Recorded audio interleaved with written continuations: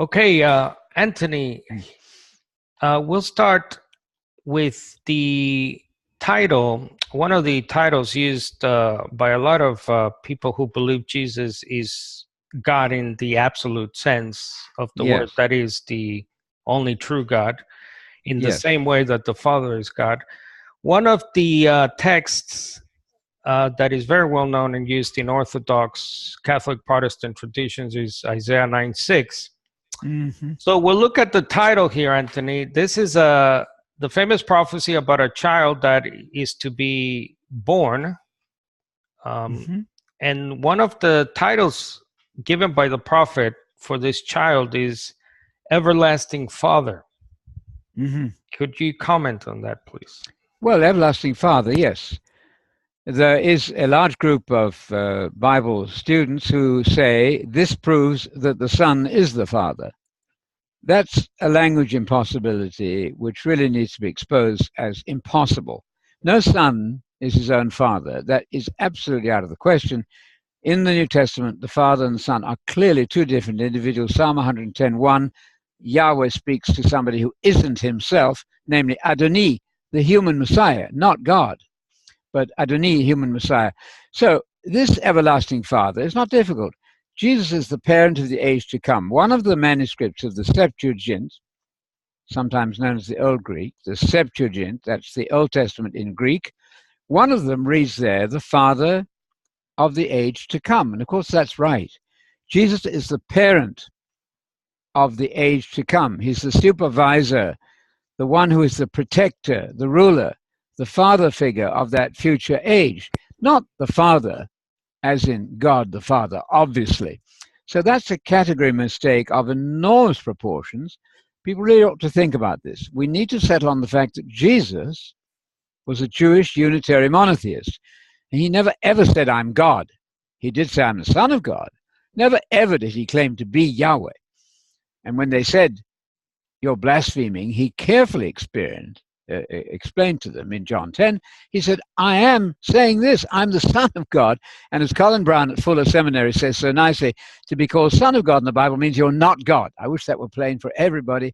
Then the Muslim friends of ours and the Jewish friends of ours would listen to what we're saying. They will not, as long as we keep them at arm's length with the absurd notion that God is three in one in the Hebrew Bible. He never is. Yeah, it's interesting. Just to close up here, Mm. you referenced John 10. Mm-hmm. It's interesting to me that John 10:30, the Father and I are one, Yes. is used by a lot of Protestant apologists or Mm-hmm. Trinitarian apologists still to this day. Yes. When this is really, along with the everlasting Father, it's really a oneness argument, isn't it? It's really Yes. used by people who believe that the Father and the Son are one person. Yes, well, that really requires only common sense. Your child of 2 understands that the father is not the same person as the son. And there, of course, the Greek word, one doesn't need to be technical here, and I'm really hesitant to be technical. We shouldn't have to even look at Greek words because the sense is so clear. But I and the Father are one thing, not one person, not is. I'm using the modern Greek pronunciation, but en, one thing. And in John 17, you'll find that the saints, the true people of God, the true believers, are said to be one with the Father in the same way that the Son is one with the Father. That's perfectly clear. No, on no possible occasion did Jesus ever say, I and the Father are one person. They'd have hauled him off to the lunatic asylum at that point. And that would have been totally unfair and a misunderstanding. Right, and the Net Bible here, you can. Okay, The yes. Net Bible actually makes your point about the Okay, Greek "and" is neuter, of not course. masculine. So the Yes, assertion yes. is not that Jesus and the Father are one person, but Hmm. one thing. Yes, And by thing, they mean obviously one in purpose, one in mind, and so on. yes.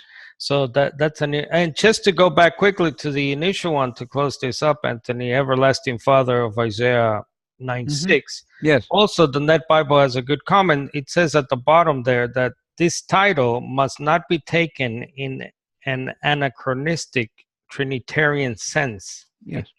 Good. Yeah. Yes, of course, the Net Bible, the part you didn't read there in that former note, says that they are one in essence, and that's also false. So to make one neuter, which is correct, one thing, one in purpose is right, but not that they are one in essence. That's to haul in language several centuries later than the Bible. Right, because in Trinitarian doctrine, I guess, Yes, God is an essence. right. God is an impersonal essence, Mhm. where three Yeah, persons live eternally or coexist. right. Yes, I dealt with this in my book, The Doctrine of the Trinity, Christianity's Self-Inflicted Wound. I was looking at some of the quotes there, and Could you E.F. hold that Scott up for says, us? yes, I The will. cover. There it is. That was from 1980 or so. That's my attempt to explain the unitary monotheism of Jesus and the New Testament and the Old Testament. I've got a quote from E.F. Scott there, who very nicely says, when the church fathers took over, the so-called church fathers from the 2nd century, Justin Martyr, Irenaeus, and others, what they did was to create a new religion, a new religion, a different definition of God. The Shema was abandoned. The Shema that we're showing, I'm looking at above your head there as you're making this film, the Shema is not a Trinitarian creed. That's absolutely impossible. No, the Shema was replaced by a Greek philosophical concept of God as one ousia. I'm using modern Greek pronunciation deliberately here. That's what we did at Atlanta Bible College. So all this should be very clear. People should get their books out and see if Scott was not right, that a new religion came into being from the 2nd century onwards. Right, and that's on page. I'm looking at your book here on PDF4. I think it's page 233. Yes. We are not to infer that John regarded. Is that it, or am I in the wrong place? It's the quotation by Scott, E.F. Scott, Right. in a book called The Kingdom of God. I don't know if I'll find that. Just I might. Oh, okay. I thought it was in your let's Doctrine see, of the Scott. Trinity book. Anyway, it may be in the other one. Surely Jesus was not a Trinitarian. That one.